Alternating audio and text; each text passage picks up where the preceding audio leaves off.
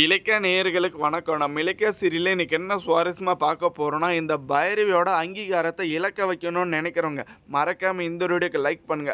நம்ம இலக்கியா கிட்ட கையுங்காலமா இந்த அஞ்சலி தான் சிக்குவாங்கன்னு எல்லாருமே எதிர்பார்த்துங்க. ஆனா இப்ப வரப்போற எபிசோட்ல இந்த பைரவி சிக்கி சின்ன பின்னமா ஆக போறாங்க. ஏன்னா நம்ம இலக்கியாவுக்கும் கௌதமுக்கும் நடந்த இந்த ஒரு அவமானமும் இந்த ஒரு ஏமாற்றமும் கண்டிப்பா வாழ்நாள்ல மறக்க முடியாதுங்க. ஏன்னா இப்ப வரைக்குமே நம்ம கௌதமுக்கு வேலையே கிடைக்காம ரொம்பவே வந்துட்டு அந்த ஒரு குடும்பம் கஷ்டப்பட்டுட்டு இருக்கு. எப்படியோ ஒண்ணுங்க அந்த ஒரு கடவுள் புண்ணியத்துல நம்ம இலக்கியாவுக்கு மில்லுல வேலை கிடைச்சாச்சு. ஆனா இதுவே வச்சுக்கிட்டு கண்டிப்பா இழந்ததை அவங்களால மீட்க முடியாதுங்க. கூடிய சீக்கிரத்துல அவங்களுக்குன்னு ஒரு நல்ல காலம் வரும்னு எதிர்பார்த்துட்டு இருந்த இந்த ஒரு தருணத்துல தாங்க எஸ்எஸ்கே வந்துட்டு ரேவதி அம்மாவை வந்துட்டு கொன்னுடுவேன்னு மிரட்டிட்டு இந்த ஒரு தருணத்துல கண்டிப்பா நீ எங்க கிட்ட இருந்து எப்படி அந்த ஒரு சொத்து மதிப்பை எடுத்து அஞ்சலிக்கும் கார்த்திக்கும் கொடுத்தியோ அதே மாதிரி திரும்ப எங்களுடைய பேர்ல வரல டாக்ஸ் அன்னைக்கு உன்னுடைய சுயரூபத்தை நார் தெரியப்படுத்தணும்னு நம்ம இலக்கிய மிரட்டி வச்சுட்டு இருந்தாங்க. இந்த ஒரு தருணத்தில் கண்டிப்பாக இந்த பைரவி வந்துட்டு சிக்குவான்னு கொஞ்சம் கூட எதிர்பார்க்கலைங்க.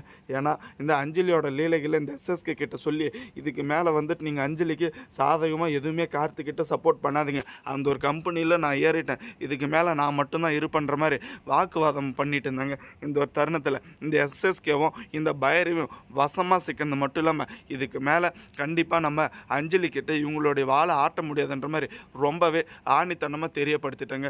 ஆனால் இந்த ஒரு செக்யூரிட்டி இருந்துக்கிட்டு நம்ம இலக்கியாவுக்கு சாதமாக இப்படி ஒரு காரியத்தை பண்ணுவாங்கன்னு கொஞ்சம் கூட எதிர்பார்க்கலைங்க. ஏன்னா நம்ம பைரவி அக்கௌண்ட்டில் பார்த்தீங்களான்னு இவ்வளோ பணம் வச்சுட்டு இருந்தது எல்லாமே வந்துட்டு இந்த ஒரு சேர்மன் பதவி மூலிமா கிடச்ச ஒரு பணம் தாங்க. ஆனால் இப்போ தாங்க நம்ம செக்யூரிட்டி வந்துட்டு அந்த ஒரு டாக்குமெண்ட்டு கீழே விழுந்ததை எடுத்து இந்த பைரவி கிட்ட கொடுக்காம நம்ம இலக்கியா கிட்ட கொடுத்துட்டாங்க. அந்த ஒரு டாக்குமெண்ட்டில் பார்த்தீங்களான்னு கம்பெனி பேர் வந்துட்டு அஞ்சலி பேரில் இருக்குது, இந்த ஒரு சேர்மன் பதவி வந்துட்டு பைரவியோட பேரில் இருக்குது. யார் சமாளித்து யார் கஷ்டப்பட்டு நல்ல நிலைமைக்கு எடுத்து தந்ததை நீங்கள் இப்படி வந்துட்டு பண்ணியிருக்கீங்க.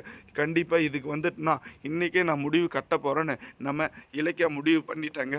வேலையே கிடைக்கலன்னு ஒரு பக்கம் ரொம்பவே தவிச்சிட்டு இருக்கிற இந்த ஒரு தருணத்தில் எந்த இன்டர்வியூக்கு போனாலும் முதலாளிக்கு வந்துட்டு துரோகம் பண்ணுற மாதிரி தாங்க நம்ம கௌதமுக்கு அமையுது. கண்டிப்பாக இந்த ஒரு விஷயத்தில் இன்டர்வியூலேயே வந்துட்டு இவ்வளோ கலப்படம் இருக்கிற போது நம்ம கம்பெனியில் இன்னும் வந்துட்டு எவ்வளோ கலப்படம் இருக்குன்னு நம்ம கௌதம் யோசிச்சுட்டு இருந்த இந்த ஒரு தருணத்தில் இந்த ஒரு ஃபைல் டாக்குமெண்ட்டை எடுத்துகிட்டு நம்ம இலக்கிய போகிறாங்க.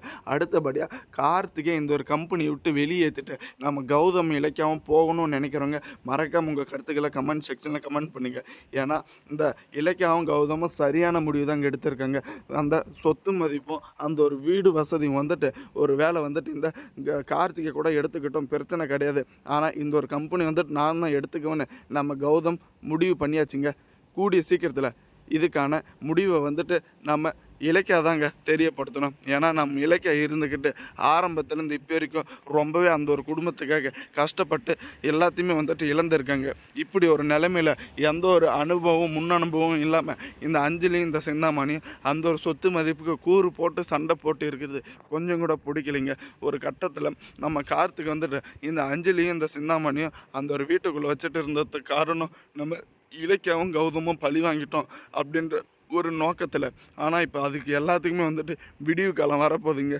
ஏன்னா இப்போ வரைக்கும் வந்துட்டு நீங்கள் இருந்தது எல்லாமே போதும், அந்த ஒரு வீடோடு சரி நீங்கள் இருக்க போகிறது கம்பெனி மூலிமா கம்பெனிக்காக ஷேர் கொடுக்குறேன், கம்பெனிக்கு வந்துட்டு உதவி செய்கிறேன்னு எந்த ஒரு பேச்சுமே இருக்கக்கூடாதுன்னு ரொம்பவே ஆணித்தனமாக முடிவு பண்ணிட்டாங்க. ஆனால் இதே சமயம் பார்த்திங்களா நம்ம கௌதம் இப்படி ஒரு நிலைமைக்கு போவாங்கன்னு கொஞ்சம் கூட எதிர்பார்க்கலைங்க. ஒரு பக்கம் இந்த பூஜாவுக்கு அளவு கடந்த காதல் ஒன் சைடாக நம்ம கௌதம் மேலே வருது. ஆனால் இந்த ஒரு உண்மை நம்ம இலக்கியோக்கு தெரிய வந்தாருங்க. இந்த ஒரு உண்மை தெரிய வந்துச்சுன்னா வேலை கொடுத்த முதலாளின்னு கூட இந்த பூஜாவை பார்க்காம கழுத்தை பிடித்து நெரிக்க போகிறாங்க. போதும் நிறுத்தடி, உனக்கு ஆசைப்பட வேறு ஆம்பளையே கிடையாதா, என் புருஷன் தான் இருக்கானா அப்படின்ற மாதிரி. கூடிய சீக்கிரத்தில் இதுக்கான முடிவை நம்ம இலக்கியம் மாற்றி எழுதணும். தேங்க்ஸ் ஃபார் வாட்சிங் இலக்கிய.